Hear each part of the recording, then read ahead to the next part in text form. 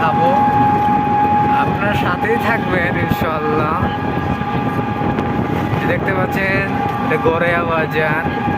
আজকে আমরা দিনাজপুরে যাচ্ছিলাম। ও এটা ভালো জার্নি হচ্ছে বা হবে ইনশাল্লাহ, সাথেই থাকবেন।